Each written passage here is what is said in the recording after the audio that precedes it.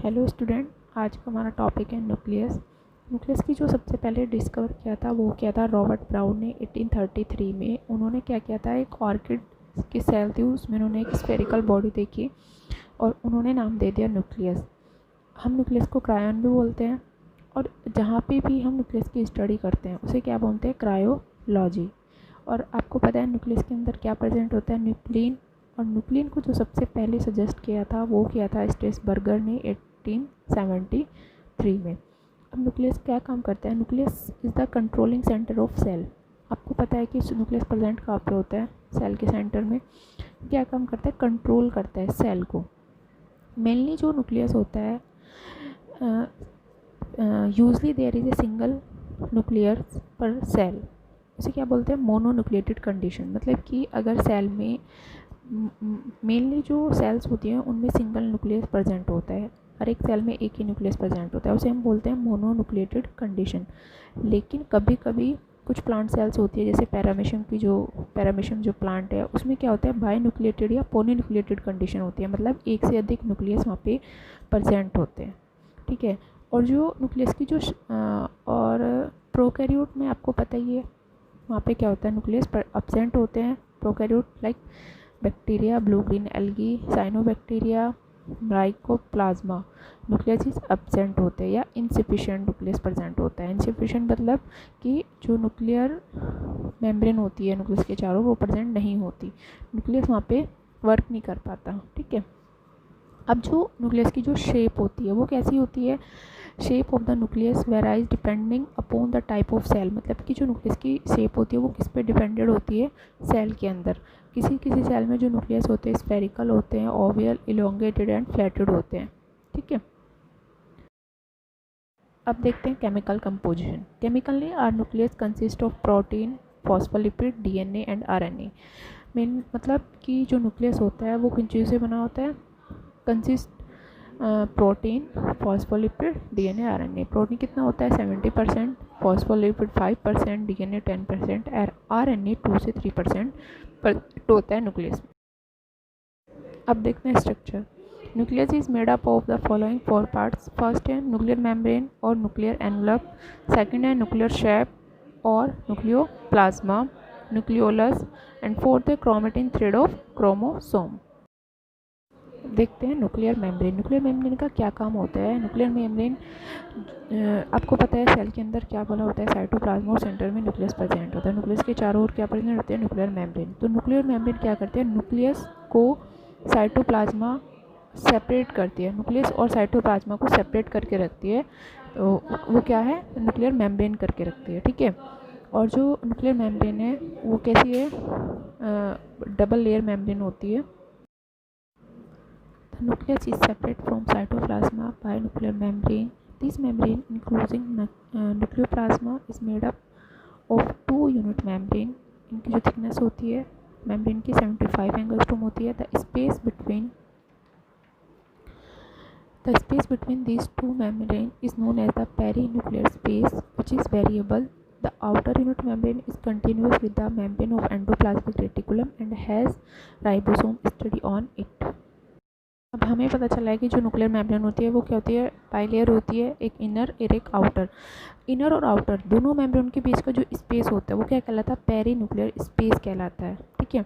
और जो outer membrane होती है वो कंटिन्यू बनी रहती है जब तक एंडोप्लाज्मिक रेटिकुलम की ग्रोथ रुक नहीं जाती। एंडोप्लाज्मिक रेटिकुलम जहाँ तक ग्रोथ करता है, जो आउटर मेम्ब्रेन होती है न्यूक्लियस की वो क्या करती है, कंटिन्यूस बनी रहती है। The continuity of nuclear envelope is broken by main pore called the nuclear pore. मतलब क्या है कि जो न्यूक्लियर मेम्ब्रेन की जो कंटिन्यूटी होती है वो कहीं कहीं से क्या हो जाती है, ब्रोक हो जाती है और वहाँ पे एक स्पेस जैसी लाइक स्ट्रक्चर बन जाती है। जो वो स्पेस होता है उसे हम क्या बोलते हैं, न्यूक्लियर पोर बोलते हैं, ठीक है। अब देखते हैं न्यूक्लियर शेप या न्यूक्लियोप्लाज्मा। न्यूक्लियर शेप का दूसरा नाम है nucleoplasm. Inside the nuclear envelope there is present a granule transparent substance known as the nucleoplasma or nuclear shape और क्रायोलैम्फी। मतलब कि जो न्यूक्लियर एनवलप की जो अंदर की साइड प्रेजेंट होता है एक ट्रांसपेरेंट सब्सटेंस होता है, उसे हम क्या बोलते हैं, न्यूक्लियोप्लाज्मा, न्यूक्लियर शेप या क्रायोलैम्फा। ये it is the chemically made of nucleic acid, enzyme, lipid, mineral and protein. Protein में हिस्टोन एंड नॉन हिस्टोन दोनों होते हैं। केमिकली कहाँ बना होता है? न्यूक्लिक एसिड से, एंजाइम एंड लिपिड, मिनरल से। Nucleoplasm in the site of enzyme activity and the synthesize of DNA, RNA and ribosomal subunit. मतलब कि क्या है कि न्यूक्लियोप्लाज्मा एक साइट है एंजाइम एक्टिविटी का, एंड द सिंथेसाइज करता है ये डीएनए, आरएनए एंड राइबोसोम को। Nucleolus and chromatin material are present in the nucleoplasm. Nucleolus और क्रोमेटिन मटेरियल मतलब कि जो क्रोमोसोम्स होते हैं वो कहाँ प्रेजेंट होते हैं? न्यूक्लियोप्लाज्मा में। अब देखते हैं nucleolus. Nucleolus is a dense spherical colloidal body which remain attach with nucleolar organization chromosome. Nucleolus क्या है? एक डेंस स्फेरिकल कोलाइडल बॉडी है और ये कहाँ से जुड़ी होती है? क्रोमोसोम से ये अटैच होती है। It is discover by Fontana 1781 and term as nucleolus by Bowman 1840। इसे जो डिस्कवर किया था न्यूक्लियोलस को, वो किया था फोंटेना ने, और इसकी जो न्यूक्लियोलस जो टर्म दी थी वो दी थी बूमैन ने 1840 में। ठीक है। Sometime more than one nucleoli are observe in the same nucleus. कभी कभी क्या देखा जाता है कि हमें पता है कि एक न्यूक्लियस के अंदर एक ही न्यूक्लियाई प्रेजेंट होती है, लेकिन कभी कभी एक से अधिक भी न्यूक्लियाई प्रेजेंट होती है। वो कहाँ पे होती है? कौन से प्लांट में? ऑनियन में, प्याज में ऐसा देखा गया है कि उसके अंदर बहुत एक से अधिक न्यूक्लियोलाई प्रेजेंट होती है। Nucleolus is made up of 4 parts. First है ग्रेनुअल पार्ट्स, सेकंड है फाइब्रिलर पार्ट्स, थर्ड है अमोर्फस मैट्रिक्स और पारस अमोर्फा, एंड फोर्थ है क्रोमेटिन। ग्रेनुअल पार्ट्स क्या होते हैं? Is made up of ribonucleoprotein. Granules ribonucleoprotein का क्या मतलब है कि इसमें आरएनए और प्रोटीन प्रेजेंट होते हैं 2:1 रेशो में, having a diameter of 150 angstrom and 200 angstrom. These granule are also called the nucleolar ribosome. ये जो granules होते हैं हम क्या बोलते हैं? nucleolus ribosome भी बोलते हैं। सेकंड है fabular parts is made up of fibrils of ribonucleoprotein called nucleonema having a diameter of 50 angstrom. ये कहीं से मिलकर बने होते हैं? राइबोन्यूक्लियोप्रोटीन से, और इसे क्या बोलते हैं हम? न्यूक्लियोनीमा। अब थर्ड है amorphous matrix. This is a homogeneous substance having protein granules and fibrils. अब आता है chromatin. It is a Feulgen positive and is 2 type. Chromatin क्या होते हैं? इसमें 2 तरह के होते हैं। एक होता है पेरी न्यूक्लियोलर क्रोमेटिन और सेकंड होता है intra nucleolar chromatin. Peri nucleolar chromatin which cover the nucleolus. जो पेरी न्यूक्लियर क्रोमेटिन होता है, जो न्यूक्लियोलस होता है, ये क्या करता है? उसको कवर करता है, आउटर साइड होता है। एंड जो इंट्रा न्यूक्लियर क्रोमेटिन होता है ये प्रेजेंट होता है इनसाइड ऑफ न्यूक्लियोलस। ये प्रेजेंट कहाँ पे होता है? न्यूक्लियोलस के अंदर की साइड प्रेजेंट होता है। अब देखते हैं कि न्यूक्लियोलस के फंक्शन क्या है। The main function of nucleolus is the synthesize of ribosomal RNA. इसका मेन काम क्या है कि आरएनए को सिंथेसाइज करता है, small RNA, and is called जब ये आरएनए को सिंथेसाइज करता है तो इसे हम क्या बोलते हैं? स्टोर हाउस में बोलते हैं आरएनए का। और दूसरा क्या काम करता है कि ये this it play an important role in cell division. ये क्या करता है? जब सेल का जो डिवीजन होता है उसमें भी क्या करता है? इम्पोर्टेंट रोल प्ले करता है। During interface chromatin thread are present in the form of network called the chromatin reticulum. At the time of cell division, this thread-like structure of chromatin reticulum become visible as independent structure. इसका क्या मतलब है? आपने देखा होगा जब cell का division होता है माइटोसिस में, मेयोसिस में, इसलिए जाती है इंट्राफेज, तो उसमें जो होते हैं क्रोमेटिन थ्रेड के रूप में, थ्रेड लाइक स्ट्रक्चर के रूप में प्रेजेंट होते हैं और उन्हें हम विजिबल होते हैं, उन्हें देख सकते हैं। ठीक है। और ये जो थ्रेड लाइक स्ट्रक्चर रूप में क्रोमेटिन प्रेजेंट होते हैं उन्हें हम क्या बोलते हैं? क्रोमेटिन रेटिकुलम बोलते हैं। ये जो आप डायग्राम देख रहे हैं ये इंट्राफेज का है और इस तरह से क्रोमेटिन इसमें प्रेजेंट होते हैं जिनको हम देख सकते हैं। सबसे पहले जिन्होंने सेल डिवीज़न में क्रोमेटिन को देखा था वो थे स्ट्रेसबर्गर। 1875 में उन्होंने इंट्राफेज में, सेल डिवीज़न के इंट्राफेज में क्रोमेटिन को डिस्कवर किया था। एंड जो क्रोमोसोम्स जो टर्म दी थी वो दी थी वॉल्डेयर ने 1808 में। आपको पता ही है, सब लोग जानते हैं कि क्रोमेटिन क्या होते हैं। एक क्रोमोसोम्स का एक पार्ट होते हैं, स्मॉल यूनिट बोल सकते हैं। क्रोमेटिन से स्मॉल यूनिट होते हैं क्रोमोसोम्स की। And in all eukaryotes the nucleus contain defined number of chromosome having defined size and shape. जितने भी जो यूकैरियोट्स होते हैं उनमें क्या होता है, न्यूक्लियस प्रेजेंट होता है। तो न्यूक्लियस के अंदर क्या होता है, क्रोमोसोम्स मिलते हैं। तो हर एक स्पीसीज़ में, या बोल लीजिए जितने भी एनिमल्स या प्लांट या जितने भी लिविंग बींग हैं, जितने भी लिविंग ऑर्गेनिज्म में, सब में क्रोमोसोम्स की जो प्रेजेंस होते हैं, जो क्रोमोसोम्स प्रेजेंट होते हैं, वो सब में क्या होता है, डिफरेंट क्रोमोसोम्स नंबर प्रेजेंट होते हैं। ठीक है, जैसे कि जो सबसे लीस्ट क्रोमोसोम्स प्रेजेंट पाए हैं वो मिला है एक हैप्लोपेपस प्लांट है, उसमें सबसे कम क्रोमोसोम्स प्रेजेंट होते हैं 4। एंड सबसे हाईएस्ट क्रोमोसोम्स जो प्रेजेंट होते हैं वो होते हैं टेरिडोफाइट में।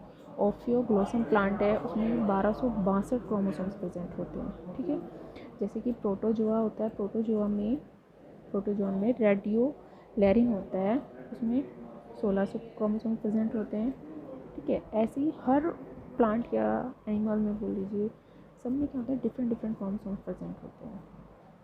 जो क्रोमोसोम्स का जो साइज़ होता है, वेरिएबल साइज होता है, वो 0.25 से 13 में हो सकता है, जो मेजरमेंट दिया गया है। एंड जो सबसे स्मॉलेस्ट क्रोमोसोम्स पर मिला है, जो सबसे स्मॉलेस्ट क्रोमोसोम का मेजरमेंट हुआ है, वो मिला है फंजाई में 0.25। मतलब कि स्ट्रक्चर से साइज़ के आधार पे जो सबसे छोटा जो क्रोमोसोम्स मिला है वो है फंजाई एंड बर्ड्स में। और जो नंबर में सबसे जो कम क्रोमोसोम्स प्रेजेंट होते हैं वो होते हैं, प्लांट है एक हैप्लोपेपस, ठीक है, उसमें प्रेजेंट होते हैं। ठीक है, अब जो आती है क्रोमोसोम्स की शेप, क्रोमोसोम्स की शेप कैसी होती है? Shape of chromosomes can be determined at anaphase. According to shape को जो क्रोमोसोम को डिफाइन किया है, तो किस टाइप के होते हैं? 4 टाइप के होते हैं। सबसे पहले होगा टीलोसेंट्रिक, एक्टोसेंट्रिक, सब मेटासेंट्रिक, और फोर्थ होता है मेटासेंट्रिक।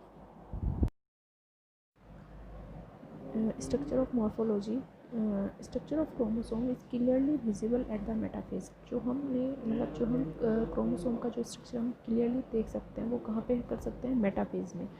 सेल डिवीजन का जो फेज होता है सेल डिवीजन में, मेटाफेज, माइटोसिस और मियोसिस में जो आता है ना। तो each chromosome consist of 2 coiled filament through its length called the chromosome. ठीक है, Chromonymata have pad-like structure called the chromomeres, which are thought to be the gene-bearing portion of chromosome. Chromatid is a half chromosome और daughter chromosome। मैंने आपको पहले ही बताया कि chromatid क्या है, कि स्मॉल यूनिट है क्रोमोसोम की। तो इसे क्या बोलते हैं? हाफ क्रोमोसोम्स बोलते हैं। The 2 chromatids are connected at the centromere of primary concentration। मतलब कि जब दो क्रोमेटिड्स आपस में सेंट्रोमियर के हेल्प से जुड़ते हैं तो वो क्या कहलाते हैं? क्रोमोसोम। ठीक है, अब देखते हैं केमिकल कंपोजिशन। जो डीएनए होता है उसमें जो क्रोमोसोम्स होते हैं उसमें क्या क्या प्रेजेंट होता है? डीएनए, आरएनए, हिस्टोन और basic protein, non histone protein and some amount में कैल्शियम, मैग्नीशियम एक्सेट्रा भी उसमें प्रेजेंट होते हैं। Generally, protein are more than nucleic acid. DNA and histone are associated in the form of nucleoprotein complex. The proportion of different components vary from organization to organization. Generally क्या होता है कि जो protein होता है chromosomes में, nucleic acid से ज़्यादा होता है। न्यूक्लिक एसिड में प्रोटीन होता है लेकिन क्रोमोसोम्स में अधिक मात्रा में उपस्थित होता है। डीएनए और histone protein are associate in the form of nucleoprotein complex. मतलब जो डीएनए और हिस्टोन प्रोटीन होता है वो किस रूप में यहाँ पे रहता है? न्यूक्लियोप्रोटीन कॉम्प्लेक्स के रूप में। अब देखते हैं क्रोमोसोम के अल्टर स्ट्रक्चर। मतलब जो क्रोमोसोम के स्ट्रक्चर मॉडल दिए गए हैं, एक था फोल्डेड फाइबर मॉडल, वो दिया था ए.जे. ड्यूप्राव ने 1965 में। और जो मोस्ट एक्सेप्टेड मॉडल था क्रोमोसोम्स और क्रोमेटिन का, वो था न्यूक्लियोसोम मॉडल, वो दिया था कॉर्नबर्ग एंड थॉमस ने 1974 में। क्रोमोसोम के फंक्शन क्या होते हैं? Function of chromosome are responsible for carrying the genetic information from one generation to another.